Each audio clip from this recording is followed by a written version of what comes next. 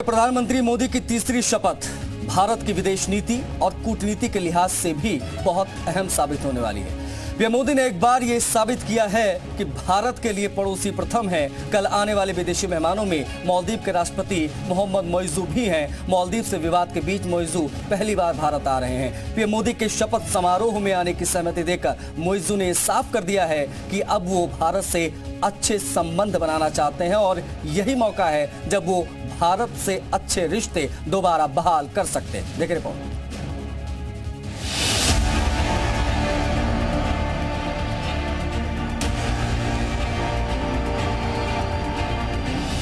अब 24 घंटे से भी कम का वक्त बचा है जब राष्ट्रपति भवन के परिसर में भारत के पड़ोसी देशों के राष्ट्र प्रमुखों का जमावड़ा होगा। इसी मंच से भारत एक बार फिर दुनिया को यह संदेश देगा कि भारत के लिए पड़ोसी सबसे पहले हैं। प्रधानमंत्री नरेंद्र मोदी की तीसरी शपथ में शामिल होने के लिए विदेशी मेहमानों के आने का सिलसिला भी शुरू हो गया है, लेकिन एक राष्ट्र प्रमुख पर पूरे देश की निगाह होगी। भारत से जारी विवाद के बीच मालदीव के राष्ट्रपति मोहम्मद मोइज़ू शपथ समारोह में शामिल होने के लिए भारत आ रहे हैं। पिछले साल नवंबर में शपथ लेने के बाद ये उनका पहला भारत दौरा है। मालदीव में भारत के राजदूत मुनु महावर ने मोहम्मद मोइज़ू को शपथ ग्रहण में शामिल होने का निमंत्रण दिया। ये सिर्फ इनविटेशन नहीं था, बल्कि भारत की ओर से मोइज़ू को दोस्ती का नया पैगाम था। दोस्ती के पैगाम को मोइज़ू ने स्वीकार भी कर लिया और कहा वो भारत के साथ संबंधों को और मजबूत करने के लिए प्रधानमंत्री नरेंद्र मोदी के साथ काम करने को उत्सुक हैं। उन्होंने कहा कि मालदीव भारत संबंध सकारात्मक दिशा में आगे बढ़ रहे हैं, जो दिल्ली दौरे पर दिखेगा।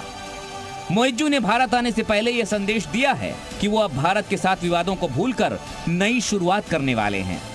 डिप्लोमेसी में, कूटनीति में घमंड और गुस्से की जगह कोई नहीं होती। तो नाराज होना किसी के साथ हमेशा के लिए कोई फायदा नहीं है और घमंड की कोई जरूरत नहीं कि जी मैं बहुत बड़ा देश हूँ, ये है वो। चीन की वो समस्या एंगर मैनेजमेंट और ईगो मैनेजमेंट हमारे पास नहीं है। तो ये जो आ रहा है यहाँ पर, ये बताने के लिए आ रहा है कि चीन के अतिरिक्त भी मैं अपने ऑप्शंस खुले रखना चाहता हूँ। मोहम्मद मोइज़ू ने पिछले साल मालदीव के आम चुनाव में भारत विरोधी मुहिम चलाई थी और मालदीव के राष्ट्रपति चुने गए थे।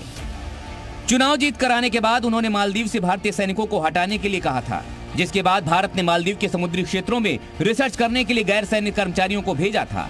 इसके बाद मालदीव ने अपने देश में चीन के जासूसी जहाज की भी एंट्री कराई थी। मोइज़ू को चीन समर्थक माना जाता है।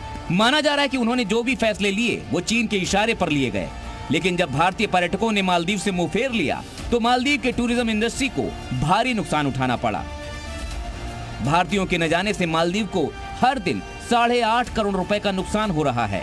भारत के साथ साथ इजराइल ने भी अपने देश के सैलानियों को मालदीव जाने के बजाय भारत की यात्रा करने को कहा, जिसके बाद मोइज़ू को यह समझ में आ गया कि चीन के साथ जाने में नहीं बल्कि भारत के साथ रहने में ही भलाई है।